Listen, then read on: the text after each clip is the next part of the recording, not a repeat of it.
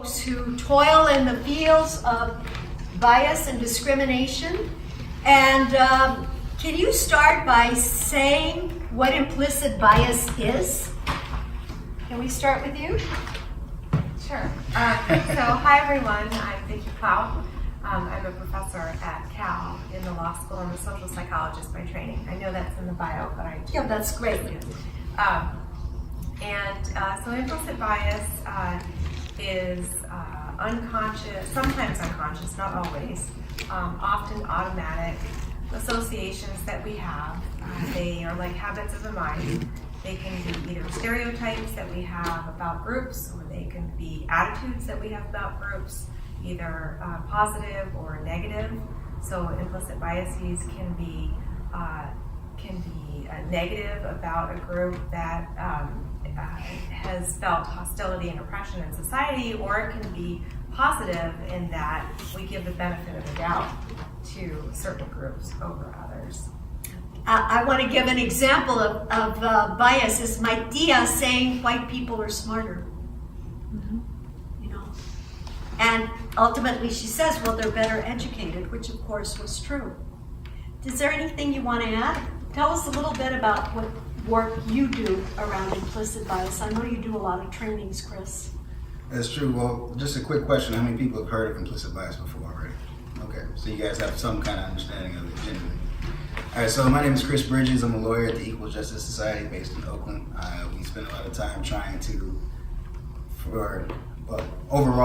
dismantle the intent doctrine. So the intent doctrine was a legal doctrine that tries to say, unless you can prove somebody intentionally discriminated against you, then you don't really have a cognizable claim. And so the important part of implicit bias is a way of explaining the ways in which people can be biased without even recognizing it or consciously trying to be biased. And so we find that as one of the ways or strategies in which we can start to try and dismantle the intent doctrine and prove cases of discrimination without having to prove the incredibly high bar of somebody intentionally discriminating against me, Chris, as a person of color. Yeah, we're just so wedded to the idea that we're fair. Most of us. I mean, some people take great pride in being racist or not liking particular groups, but most of us want to believe that we are fair-minded people. And it's very hard when somebody suggests to you that something you do or say doesn't land quite where you expected it. I had a conversation with a friend who called a person of color very articulate.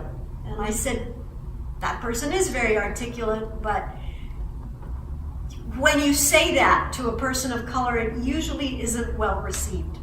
And my friend said, yeah, but I mean it as a compliment. And I said, well, that's all fine.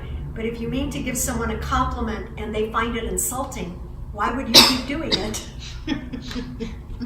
People can get very defensive about that. I mean, you're insinuating that they're prejudiced or biased in some way. Bias has almost become like a bad word. Right. And people take great offense to it. It's interesting because it used to be that calling someone a racist, an explicit racist, was bad. Now saying someone has implicit bias is seen as bad too. There are studies that suggest, though, that confronting someone about it is actually effective. Even using very low hostile language to confront them. The problem is that there's a danger for the person doing the confrontation, that it could harm their relationship in the long term. Now, I know that I've read work that you've published around gender and bias. Can you say a little bit about, what can women do, or allies of women called men? What can we do when we see things that just seem like holding women to a different standard or the like? Yeah, so there's a number of ways to call it out, and they don't have to involve calling someone biased. So one thing that often happens is, say a woman says something or any member of a group that's negatively stereotyped in that context might say something in a meeting, let's say, or in some kind of group context, and they're kind of passed over, they're not really listened to, and then, say a man says it about 10 minutes later, it's like, oh, brilliant idea, brilliant idea. And so then if you're sitting in that meeting, you could say, well, actually, Yvma said that 10 minutes ago. Or you could say, if you feel like someone did get, someone's idea wasn't listened to originally, you could say, I want to go back to what Yvma said a couple minutes ago.